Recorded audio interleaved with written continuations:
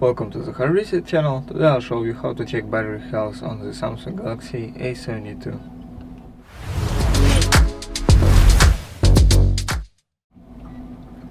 So I will be employing the use of the Ampere app. So let's open Play Store. Then click search twice. Then enter Ampere.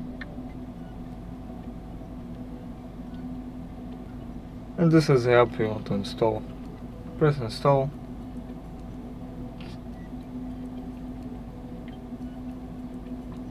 And click open. Here is the manual for using the app, and also asks for a cookie consent.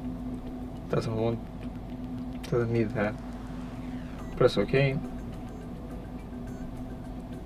And this is the information relevant to us. Health good. If it doesn't say good, consider changing your battery at a mobile service store.